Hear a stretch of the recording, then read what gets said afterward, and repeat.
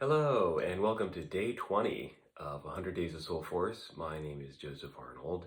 Today we're going to dive a little bit deeper into the spirit of the gift and how that shows up in arts, especially performance arts.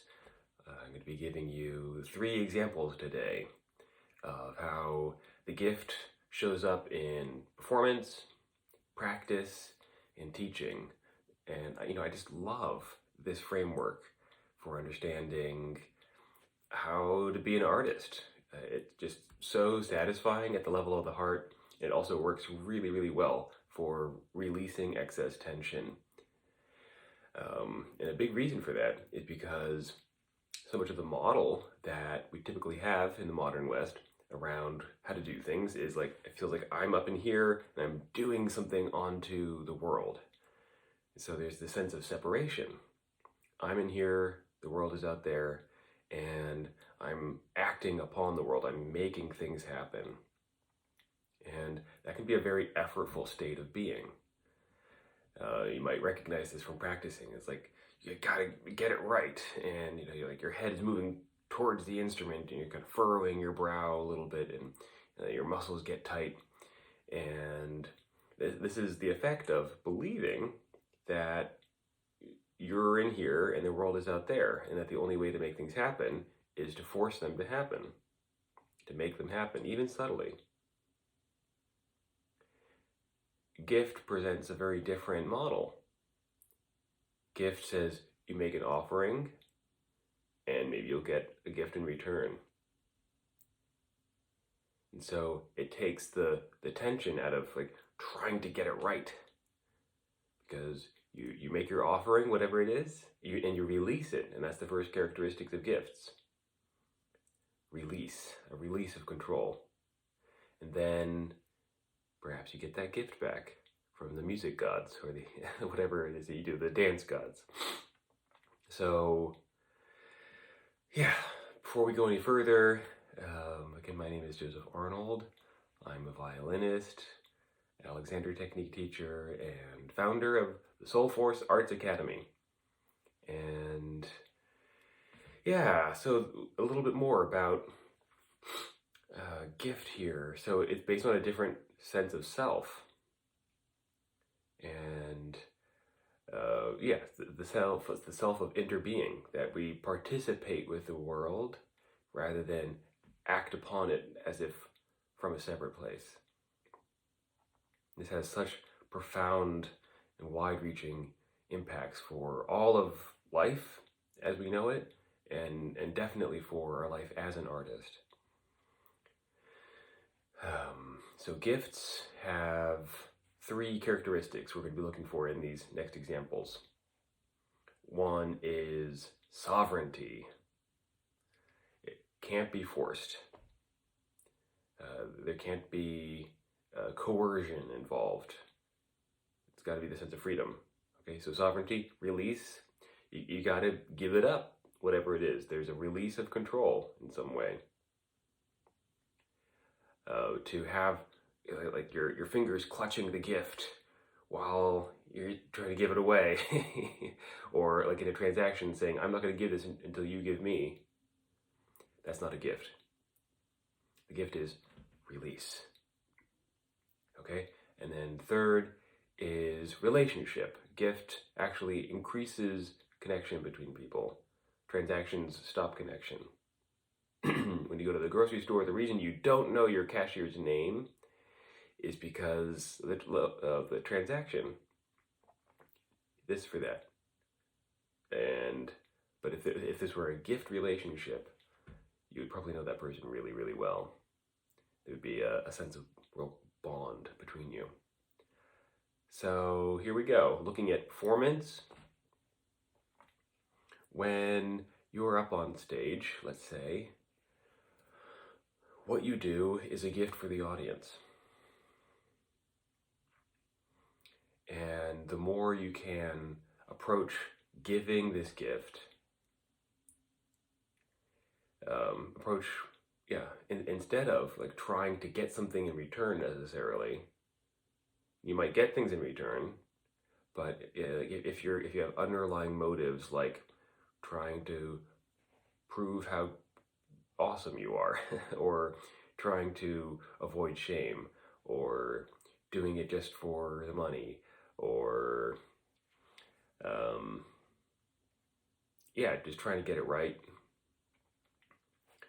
These other motivations are more transactional. There's more that sense of like rigid control, like, oh, I won't doing this. I have to get something in return, though. Right? It's a scarcity mindset, and there are good reasons to have a scarcity mindset in our modern culture. Well, maybe we'll get to that another time. But you can see that we can imagine that if you were to just be up on stage and have that release of control, have that sense of sovereignty. It's like that there isn't a coercive aspect here. There might be other elements to the relationship, like you're getting paid to act or to play music, and that changes things. But the more you can step into the spirit of sovereignty, like I'm freely giving this gift, the more empowered you're going to feel up on stage, and the more relationship there's going to be with the audience. These are the performances that we really love, right? Where you feel closer to your audience. This is one of the reasons I love house concerts so much. The more informal setting, the intimacy with the audience, and I really sense I can just be up there and give my gifts and have them be received well. Yeah, and your audience is also a gift to you. They're not something to be manipulated or impressed. Because why are you trying to impress them? Are you insecure in yourself in some way? Is that another transactional kind of mindset? Your audience is a gift to you. They give you their attention and their appreciation. Well, what is it like to think about being in front of an audience and thinking of them as a gift? I notice I get a deep breath. I feel more relaxed for sure. Okay, so moving on. Well, actually, I will say one more thing, and I'll come back to this maybe at the end. The real gift of your performance is not how many notes you play, not how virtuosic you are. It's you. Underneath all of your talents and great other gifts, you are the gift up on stage.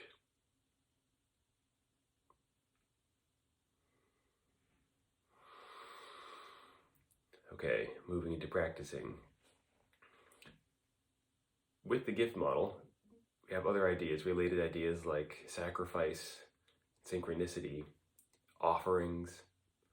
You can imagine, like, if you're a musician and you are practicing, right? The typical model of the separate self is that I make things happen to ingrain, our modern story is ingrain neural pathways even deeper, right? Yeah, and that happens. It certainly does. But this model of making it happen, inculcating and repeating something 10 times, it doesn't really work so well for our bodies, our spirits.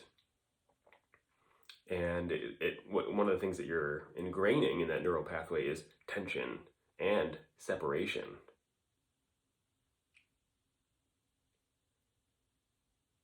You don't want to ingrain that any further, at least from the point of view of Soulforce performance arts. We want interbeing. We want that sense of participating with our creative acts, not acting upon them. So one way of thinking about practicing is that your hard work that you do is like an offering you make to the music gods. You're showing your sincerity. You're showing your willingness to put forth, to have some skin in the game. And you release that in practicing. You're not necessarily trying to get towards the end goal. And then the gains that you get the next day, that's the gift, the return gift from the music gods. This happens so often, right? You're banging your head against the wall, you're trying to practice this thing, and you're just not getting it. And then all of a sudden, one day you can. What is that about? That extra bit of skill and ability is a gift. It arrives as a gift. It's unbidden. It's not contrived, not manufactured. You weren't able to do it, and then suddenly you were. It showed up in your life as a gift. So what would it be like then to practice without needing to get it right immediately? To practice in a way where you give up the end goal, still with earnest effort, but then you wait to receive the return gift from the music gods.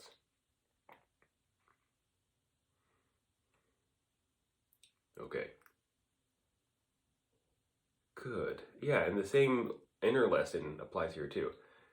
In practicing what you really want to practice, what we're really getting at is being able to express the gift of yourself.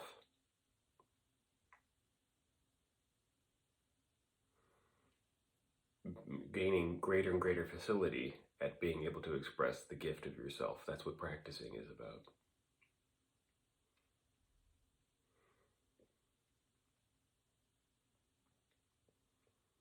Okay, third example, and then we'll wrap it up, is around teaching.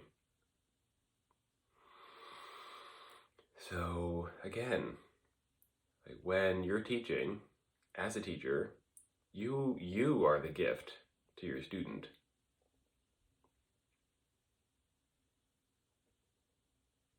You are the gift to your student. Not necessarily, or rather, that the gift of you, let's say, comes in the form of the specific things that you pass along to your students. But none of those things are the real thing that really matters in the end. The teachers that we look back upon with fondness and gratitude are those who gave of themselves freely and beautifully.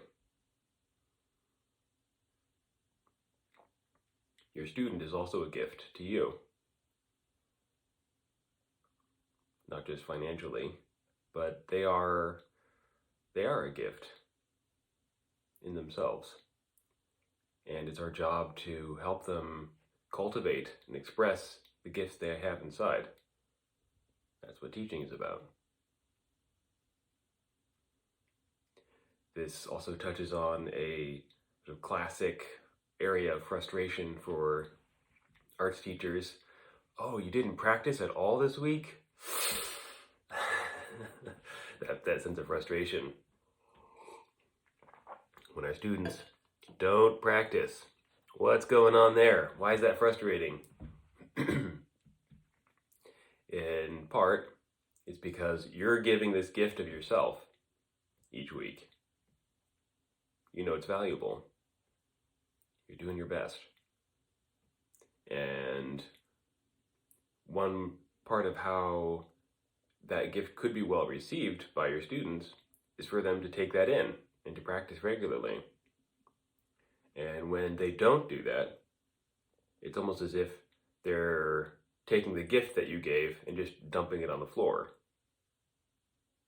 It's the same kind of feeling, right?